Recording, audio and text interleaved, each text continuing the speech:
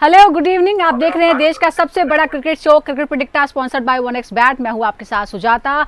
और आज के मुकाबले की हम बात करें उससे पहले कल हैदराबाद ने लखनऊ का खेल बिगाड़ दिया, 6 विकेट से उसे हराया। खुद तो वो पहले ही बाहर हो चुकी है और अब इस मैच में हराने के साथ ही लखनऊ को भी आईपीएल सीजन 18 से बाहर का रास्ता दिखा दिया और इस तरह से लखनऊ आईपीएल सीजन 18 से बाहर होने वाली 5वीं टीम बन गई है। शुरुआत अच्छी रही, लखनऊ ने पहले बल्लेबाजी करते हुए 205 का स्कोर बनाया और ऐसा लगा कि शायद जीतना जो है आसान रहेगा, क्योंकि हैदराबाद की जो बल्लेबाजी है वो लगातार फेल हो रही थी। लेकिन कल इरादे कुछ और थे और अभिषेक शर्मा ने ताबड़तोड़ हाफ सेंचुरी लगाई। सिर्फ 19 गेंदों में हाफ सेंचुरी पूरी की और 59 रनों की शानदार पारी खेली। उनके साथियों ने भी साथ दिया और उसके बाद 6 विकेट से ये जीत हासिल कर ली सनराइजर्स हैदराबाद ने।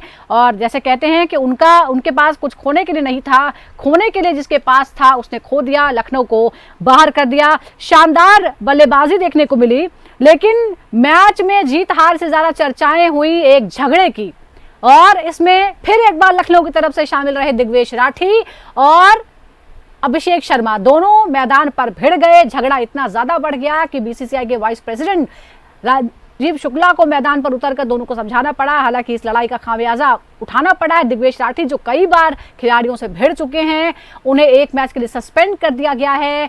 50% मैच फीस का जुर्माना लगाया गया है। अभिषेक को भी जुर्माना दिया गया है, 25% का जुर्माना जो है उनकी फीस पर लगाया गया है।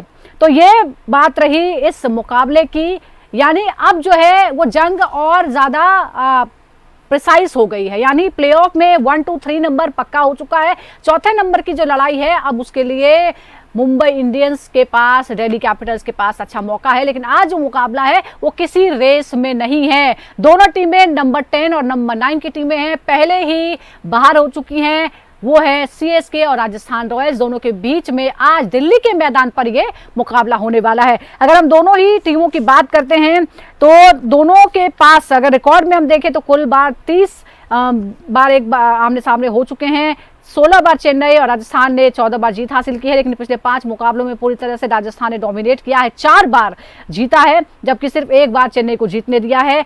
अगर हम इस सीरीज की बात करते हैं, इस टूर्नामेंट की बात करते हैं, तो दोनों के लिए ही सीजन बहुत ज्यादा खराब गया है। चेन्नई ने जो कुल 12 मुकाबले खेले हैं उसमें से सिर्फ 3 जीते हैं, 9 में उसे हार का सामना करना पड़ा है। कुल मिलाकर उसके अंक है 6, इसलिए वो नंबर 10 पर रही।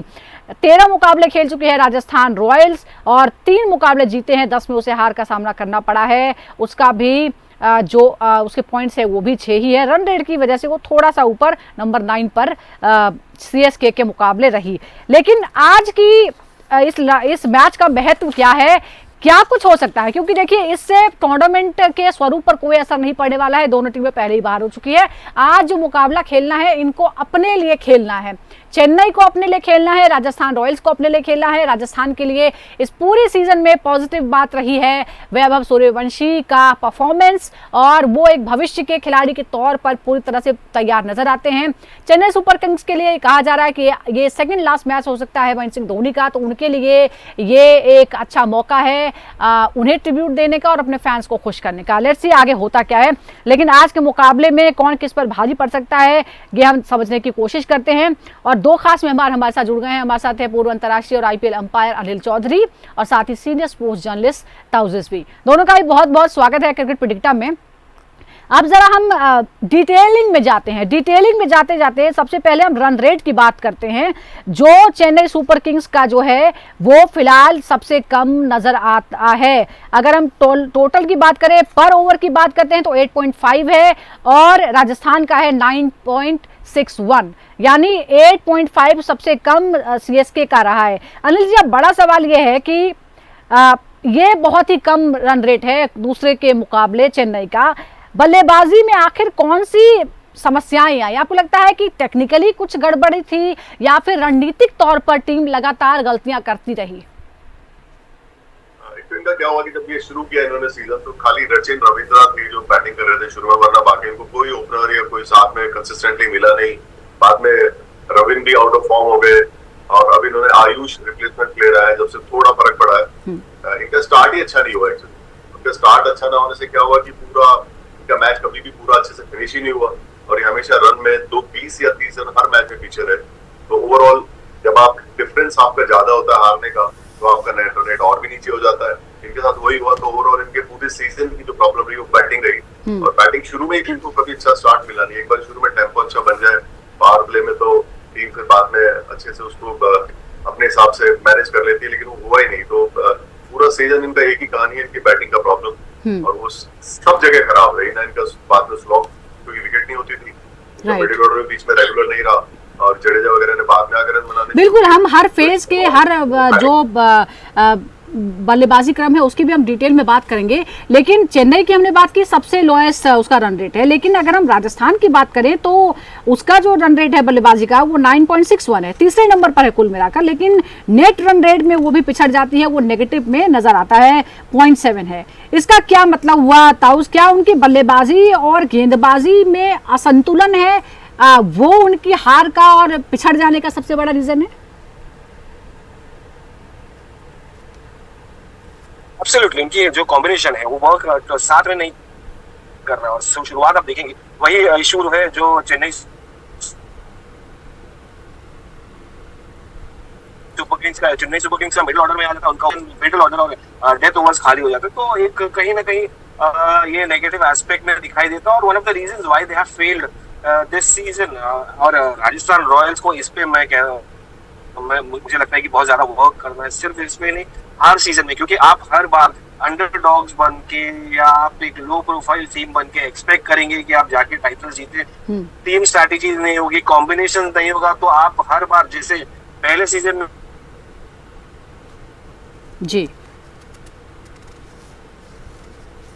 वैसे उसके बाद आप एक भी रिपीटेटिव परफॉर्मेंस नहीं, nice all the time, nice good looking side, youngsters, prospects, वो सिर्फ नहीं चलता है, बट आपको कहीं ना कहीं स्ट्रैटेजी बनानी पड़ती है एक तरीके की। आपको शुरुआत अच्छी करनी, एक सॉलिड टॉप ऑर्डर, एक बिल्कुल। देखिए, शुरुआत भी अच्छी नहीं मिली और हमने देखा है पूरी तरह से सप्लीमेंट करना, दोनों ही टीमें जो है वो बिखरी हुई नजर आई हैं, और इसीलिए शायद सबसे पहले एग्जिट करने वाली टीमों में ये शामिल रही हैं। अब जरा नेट रन रेट के हम बात करते हैं, तो चेन्नई का जो रन रेट है वो भी बहुत ही खराब नजर आता है, वो है -0.98। तो इसमें जिम्मेदारी कितनी आपको नजर आती है? पावर प्ले में खराब शुरुआत है, कितना दोष जो है डेथ ओवर्स की कमजोरी का है? अनिल जी, आप क्या मानते हैं, क्या कुछ खास फेजेस में खराब किया है या ओवरऑल ही खराब परफॉर्म किया है, बल्लेबाजी की है चेन्नई ने? आई थिंक पहले तो कहना चाहिए कि ओवरऑल अच्छा नहीं किया, लेकिन खासकर क्या होता है कि मिडिल ऑर्डर ऐसी जगह है जहाँ से आपके ओवर नंबर 6 से लेके 6 या 7 से लेकर आपको 16 ओवर तक जाके बैटिंग ठीक रखनी पड़ती है, और फिर आपके विकेट भी होने चाहिए। हुआ क्या कि हमेशा जब ये लोग चेस कर रहे थे, इनका रन रेट आस्किंग रेट 19 तक पहुंच गया। बाद में तो स्लो वाले क्या करें, बाद के 3 ओवर में अगर पहले बैटिंग कर रहे हैं तो रन इतने कम बनाए कि वो पूरा बाद में कुछ मारने की नौबत ही नहीं, विकेट जल्दी गिरा लिए। इट्स ओवरऑल फेलियर, और ये कहीं पे भी बहुत आप कह नहीं सकते कि ये पर्टिकुलर डिपार्टमेंट में अच्छे थे, फिर आके मिडिल में खराब थे बाद में, क्योंकि मिडिल ऑर्डर खास करके इनका खराब चला ना, तो सारा मैच खराब कर दे। बहुत बार सीएसके क्या होता था कि भले ही स्टार्ट कैसे, फिर बाद में जो प्रीवियस हिस्ट्री की मैनेज कर लेते थे बीच में, और बाद में स्लॉगिंग हो जाती थी। अब इतना इन्होंने रन रेट डाउन कर देते थे कि बाद के लिए बचा ही कुछ नहीं। बिल्कुल, प्रेशर बहुत ज्यादा आ जाता है, बहुत ही बेकार रहा है। आप जरा एक बार बता दें कि जो रन रेट रहा है बल्लेबाजी का पावर प्ले में, चेन्नई सुपर किंग्स का रहा है 8.26, राजस्थान का रहा है 11.11। पावर प्ले में गेंदबाजी की बात करें तो चेन्नई सुपर किंग्स ने 9.92 और राजस्थान का है 9.26। अगर हम नेट रन रेट, जैसा कि हमने बताया, चेन्नई का है -098 तो राजस्थान का है -070। अगर हम पर बल्लेबाजी के रन रेट की बात करते हैं तो पर ओवर जो है वो 8.5 है चेन्नई का, और राजस्थान का है 9.61। ये डिटेलिंग इसलिए है क्योंकि इसी से हम समझ सकते हैं कि आखिर समस्या कहां आई है। अब जरा पावर प्ले की अगर बात करें तो पावर प्ले में बल्लेबाजी का रन रेट रहा है चेन्नई का 8.26 तो राजस्थान रॉयल्स का रहा है 11। गेंदबाजी जो है 9.92 चेन्नई की और राजस्थान रॉयल्स की रही है 9.26। अब बड़ा सवाल ये भी होता है कि ताउस, राजस्थान पावर प्ले में शानदार परफॉर्मेंस करती हुई दिखती है, उसका जो रन रेट है वो अच्छा रहा है +1.74, लेकिन डेथ ओवर्स में सबसे खराब -3.69। क्या आपको लगता है कि अभी भी कुछ रणनीतिक बदलाव करने पड़ेंगे उसे, ताकि वो इस सिचुएशन का फायदा उठा सके? नहीं देखिए, वही मैं पहले ही बात की, और बड़ा इंटरेस्टिंग फिगर्स मुझे आपने दिखाए, पॉइंट्स जो आपने डिटेल में बताए, स्टैटिस्टिक्स, वो बहुत ही बारीकी से बताता है कि इनके प्रॉब्लम्स दोनों सिमिलर चल रहे हैं। अभी मैंने पहले बात की कि टॉप ऑर्डर इनका ऑब्वियसली जबरदस्त है। सैमसंग की कंसिस्टेंसी, देखिए सैमसंग इंजरी, फिर जब उनको मौका भी मिला तो वो डिलीवर नहीं कर पाए अप टू द मार्क, तो वापस से उनको जाना पड़ा। ऑब्वियसली इंजरी एक रीजन हो सकता है। दूसरा, वैभव सूर्यवंशी का लेट कमिंग, और देखिए यशस्वी जायसवाल भी आप देखेंगे पीक किए थोड़ी लेट, तो कहीं ना कहीं मुझे लगता है कि one of the reasons has been there inconsistency in performance, inconsistency in scoring runs, और उनकी जो गेंदबाजी है, चाहे वो फास्ट बॉलर्स हो चाहे स्पिनर्स भी उनके इतना ही इफेक्टिव नहीं हो पाए, और आप कितना ही कर लेंगे। तो ओवरऑल, जैसे अनिल भाई ने कहा कि it's a team failure, collective failure, सिर्फ राजस्थान रॉयल्स का नहीं, चेन्नई सुपर किंग्स का भी है। तो ओवरऑल इन दोनों का जो फेट है ना, वन ऑफ द रीजंस कि भाई दोनों सिमिलर स्टाइल ऑफ अबिलिटी दोनों में है, but similar style of performance deliver किया, और इसी की वजह से ये जल्दी बाहर हो। बिल्कुल, टीम जो है वो दोनों एक दूसरे से बहुत डिफरेंट है, लेकिन उनका जो नतीजा है, परफॉर्मेंस है, वो बिल्कुल एक जैसा रहा है। आपने सही कहा। और अनिल जी, आपने पहले भी मिडिल ऑर्डर पर जोर देने के लिए कहा, लेकिन जरा मैं डिटेल भी आपको बताती हूँ। चेन्नई की सभी फेज में नेट रन रेट जो है वो नेगेटिव में रही है। पावर प्ले में -1.66, मिडिल ऑर्डर में -0.65, डेथ ओवर्स में 0.94। उन्हें किस फेज में आपको लगता है कि आज के मैच पर ज्यादा ध्यान देने की जरूरत है, किसे प्रायोरिटी पर रखना चाहिए, जहां सबसे बड़ी गड़बड़ी हो रही है? देखिए, अभी उनका मैच आज अरुण जेटली स्टेडियम में है, बाउंड्री छोटी है और पिच अच्छी है। मेरे ख्याल से शुरू से उनको फेयरलेस खेलना चाहिए, कोई प्रेशर की बात नहीं है, उनको कुछ ऐसा है नहीं। और शुरू में देखें पावर प्ले में कि अगर वो कुछ बना सकते हैं 70 के आसपास या 60 के आसपास, और मिडिल ऑर्डर में तो ये काम करें कि इस तरह से बैटिंग करेंगे उनको कम से कम बाद के 4 ओवर में 5 विकेट होने चाहिए, फिर वो अपने हिसाब से कर सकते हैं। और मिडिल ऑर्डर में भी क्या है कि रन आते रहेंगे, खाली आपको बॉल मिडिल करने की जरूरत है, बाउंड्री अपने आप आएंगी, लेकिन थोड़ा एग्रेसिव खेलना पड़ेगा। बहुत ज्यादा बैकफुट में चली गई चेन्नई ज्यादातर मैचेस में, उन्होंने वो एग्रेशन दिखाया ही नहीं कभी। तो आई थिंक इनको थोड़ा एग्रेसिव खेलना पड़ेगा और आर पार खेलना पड़ेगा। क्या हारते में तो फर्क क्या पड़ता है? बिल्कुल सही बात आपने कही है, क्योंकि आज तो आर पार खेलने की जरूरत है, क्योंकि आज अपने लिए खेलना है। अब टूर्नामेंट में आगे जाने का कुछ नहीं है, बस आज के मुकाबले पर ध्यान देना है कि आज कौन जीतता है। अब जरा स्पिन के विरुद्ध बल्लेबाजी कौन बेहतर करता है ये भी देख लेते हैं। स्ट्राइक रेट जो है वो चेन्नई का है 7.29 और राजस्थान का है 8.33, यानी राजस्थान यहाँ बेटर है। अगर हम फास्ट बॉलर्स की बात करते हैं तो चेन्नई सुपर किंग्स का है 10.29 और राजस्थान रॉयल्स का है 10.88। अब डॉट बॉल्स की भी अगर हम बात कर लेते हैं, डॉट बॉल्स के हिसाब से चेन्नई सुपर किंग्स ने 0.81 जो उसका डॉट बॉल खेलने का प्रतिशत रहा है। राजस्थान का जो है वो है माइनस में 6.1 ये। और बाउंड्री प्रतिशत की अगर हम बात करते हैं तो चेन्नई सुपर किंग्स की है जो है वो माइनस में है, यहाँ पर 3.87 है। राजस्थान का भी माइनस में ही है 1.51। ये जो है वो बहुत टेक्निकल है, लेकिन क्यों ज़रूरी है? क्योंकि इसी से हम परफॉर्मेंस आंकते हैं, जब हम रिकॉर्ड बताते हैं वो इतिहास है और उसी के हिसाब से भविष्य की रणनीतियां बनाई जाती हैं। ये डिटेलिंग है। अब जरा ताऊस, आपने गौर किया होगा राजस्थान रॉयल्स जो है नेट डॉट बॉल्स खेलने का जो उसका हिसाब है वो है -6.1, जो लीग में सबसे खराब है। इस समस्या को ठीक करने के लिए आपको लगता है कि आज क्या हो सकता है, या किसी प्लेयर को ऊपर नीचे किया जा सकता है ताकि इससे निपटा जाए? डॉट बॉल्स अगर आप ज्यादा खेल लेते हैं तो वैसे ही प्रेशर में आ जाती है टीम। देखिए, अभी वो समय चला गया है, जहां आपको एकदम ही बारीकी से देखना पड़ेगा, क्योंकि आप प्ले ऑफ स्टेजेस में पहुंच ही नहीं पाएंगे। दूसरा, आपको अब एक्सपेरिमेंट करना अपने फ्यूचर प्लेयर से, कौन कौन कर सकता है। जितने भी मैचेस बचे हैं ऑब्वियसली वैभव को खिलाए, उन्होंने बोल्ड मूव दिखाया और वैभव ने प्रूव भी किया। यशस्वी जायसवाल है, उनके लिए अभी अगला सीरीज भी इम्पोर्टेंट है, तो वो कॉन्टेक्स्ट में भी रहेगा। अलग अलग चीजें हैं, बट ओवरऑल इतना भी बारीकी से नहीं देखेंगे। हाँ, बट अभी से प्लानिंग आपको शुरू करनी पड़ेगी, अगले एक साल की, कि भाई आप कैसे देख रहे हैं कि कौन से स्टेज में।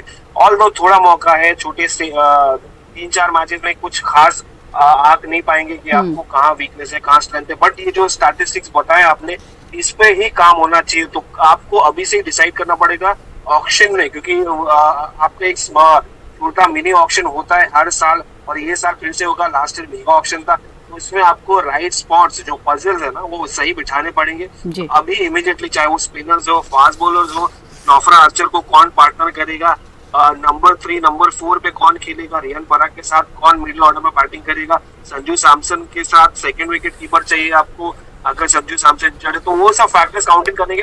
फिलहाल ये मैच उनको अपनी इज्जत बचाने के लिए खेलना है। जैसे चेन्नई सुपर किंग्स को, सुपर किंग्स के पास ज्यादा कॉन्टेक्स्ट है क्योंकि महेंद्र सिंह धोनी है, लास्ट के 2 मैचेस हैं और फेयरवेल सीजन हो सकता है। हर साल हम यही कहते हैं मगर ऐसा नहीं होता है, तो शायद ये साल भी वैसे ही कुछ हो। बट हाँ, राजस्थान रॉयल्स के पास फ्यूचर है, वैभव सूर्यवंशी, यशस्वी जायसवाल। बिल्कुल, आप फ्यूचर की तैयारी करनी है, आज का मैच खेलना है और फ्यूचर की तैयारी करनी है क्योंकि इस टूर्नामेंट में तो कुछ बचा नहीं है। हमने डॉट बॉल्स की बात की है, तो इस मामले में चेन्नई थोड़ी आगे नजर आती है अगर गेंदबाजी में, यानी दूसरों को डॉट बॉल देने के मामले में थोड़ा आगे है चेन्नई। इसका नेट डॉट प्रतिशत जो है वो है पॉजिटिव में 0.81। इसे और कैसे बेहतर बनाया जा सकता है अनिल जी, जिससे मैच को कंट्रोल में लाया जा सके?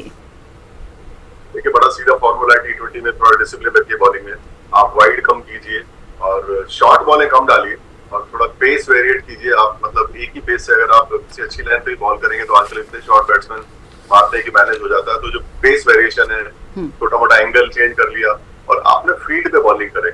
आप किसी पर्टिकुलर बैट्समैन को देखेंगे ऑफ साइड पे बहुत अच्छा है तो कोशिश करें उसको अंदर बॉलिंग करें और उसी हिसाब से फील्ड लगाएं। वो छोटे छोटे पॉइंट हैं जो धोनी अपने आप देखते ही होंगे, लेकिन बात आती है कि स्किल होना चाहिए बॉलर में। तो धोनी मतलब कैप्टन भी कहाँ तक क्या करेगा। हालांकि बॉलिंग में चेन्नई अच्छी रही है राजस्थान से पूरे टूर्नामेंट में, लेकिन चेन्नई का प्रॉब्लम उनकी बैटिंग रही है और राजस्थान का प्रॉब्लम उनकी इनकंसिस्टेंट बैटिंग और बाद में मैच को फिनिश ना करना। बिल्कुल, कई बहुत करीबी मुकाबले थे। It's a combination of few things, not one. तो ऐसा है। बिल्कुल। अब एक और बात जो है वो अगर हम राजस्थान की देखते हैं तो ये दोनों में ही ज्यादा रन खा रहे हैं। अगर इनके गेंदबाजों की, जैसा आपने जिक्र किया अनिल जी, अगर हम गेंदबाजों की बात करें, तेज गेंदबाज 10.88 का उनका औसत रहा है, तो स्पिन गेंदबाजी का 9.47 का, दोनों ज्यादा रन खा रहे हैं। आपको लगता है कि ताउस क्या सुधार किए जा सकते हैं, किस तरह से रनों के फ्लो को रोकने के लिए कुछ बदलाव किए जा सकते हैं राजस्थान की टीम में?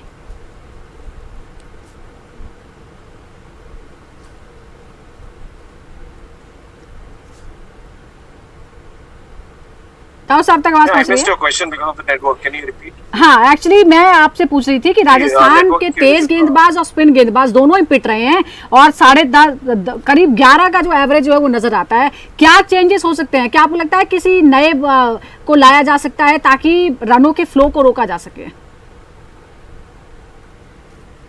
ऑब्वियसली देखिए, अभी देखिए आप फ्यूचर का भी देख रहे हैं तो प्रेजेंट का भी देखना पड़ेगा क्योंकि हर मैच इंपॉर्टेंट, चाहे आप क्वालिफाई हो या ना हो, तो हर मैच इंपॉर्टेंट होता है। तो आपको कहीं ना कहीं कुछ एक्सपेरिमेंट तो करना पड़ेगा और ये this is the right time to experiment, this is the right time to bring in new spinner, new players.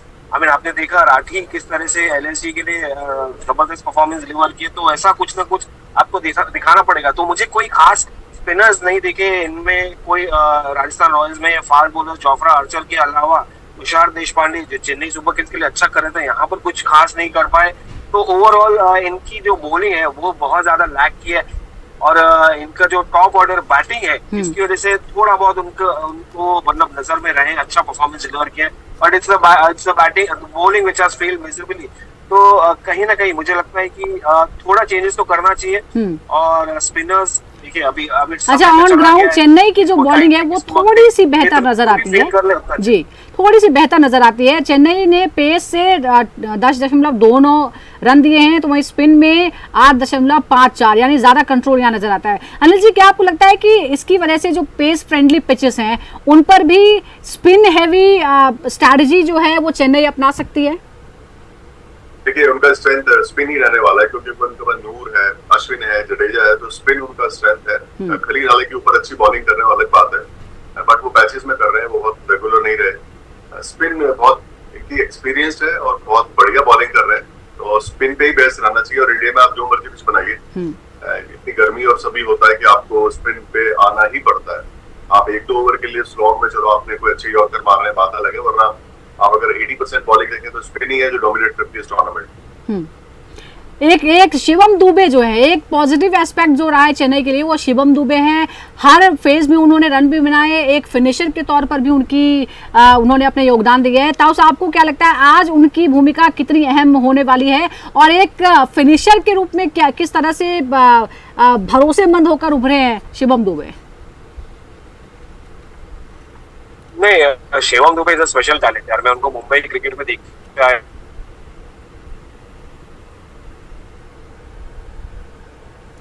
जी,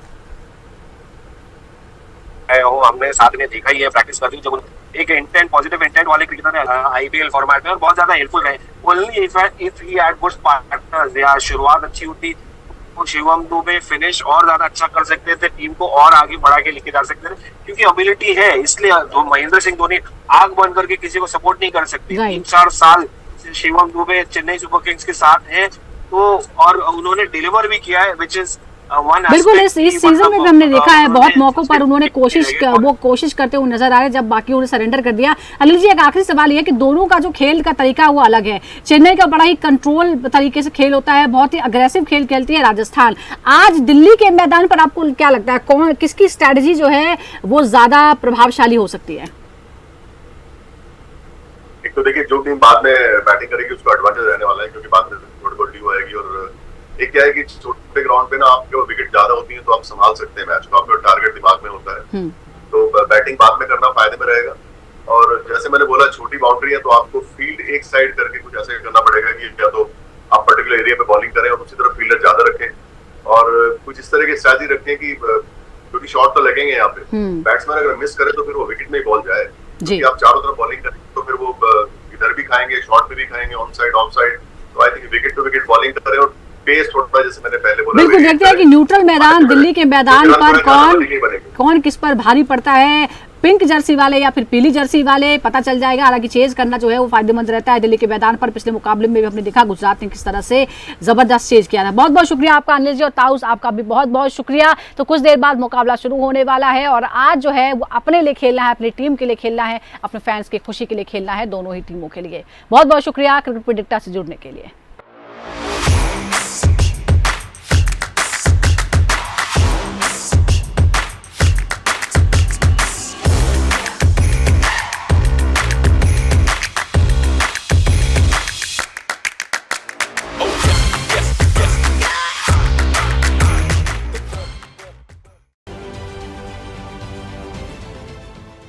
देश विदेशातील प्रत्येक घडामोडींचे लाईव्ह अपडेट मिळवण्यासाठी आता साम टीव्हीच्या सर्व सोशल मीडिया प्लॅटफॉर्मला लाईक, फॉलो आणि सबस्क्राइब करा।